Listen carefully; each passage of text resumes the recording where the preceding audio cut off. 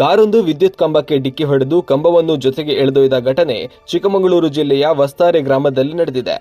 Aldur police ಠಾಣಾ ವ್ಯಾಪ್ತಿಯಲ್ಲಿ ಈ ಭೀಕರ ಘಟನೆ ನಡೆದಿದ್ದು, ಕಾರು ವಿದ್ಯುತ್ ಕಂಬಕ್ಕೆ ಡಿಕ್ಕಿಯಾದ ರಭಸಕ್ಕೆ ನೆಲದಲ್ಲಿ ಹೂತಿದ್ದ ವಿದ್ಯುತ್ ಕಂಬ 50 ಅಡಿ ದೂರ ಕಾರಿನೊಂದಿಗೆ ಸಾಗಿದೆ. ಅದೃಷ್ಟವಶಾತ್ ಕಂಬ ಮುರಿದು ಬೀಳುತ್ತಿದ್ದಂತೆ ವೈರ್ ತುಂಡಾಗಿ ವಿದ್ಯುತ್ ಸಂಪರ್ಕ ಕಡಿತಗೊಂಡ ಪರಿಣಾಮ ಭಾರೀ ಅನಾಹುತವೊಂದು ತಪ್ಪಿದೆ. ಚಾಲಕನ ನಿಯಂತ್ರಣ ತಪ್ಪಿ ಈ ಭೀಕರ ಅಪಘಾತ ನಡೆದಿದ್ದು, ಕಾರು ಕಂಬಕ್ಕೆ ಡಿಕ್ಕಿಯಾಗುತ್ತಿದ್ದಂತೆ ಕಾರಿನಲ್ಲಿದ್ದ ಏರ್ ಬ್ಯಾಗ್ ಓಪನ್ ಆದ ಹಿನ್ನೆಲೆ ಚಾಲಕ ಅಪಾಯದಿಂದ ಪಾರಾಗಿದ್ದಾರೆ.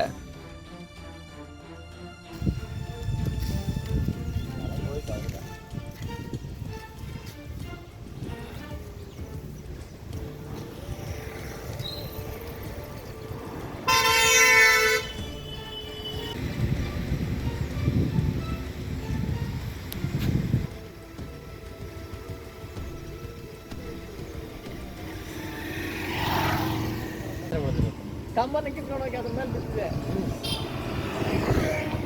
ಇರೋ ಅದು ಸ್ಪೀಡ್ ಆಗ ಕೂಡ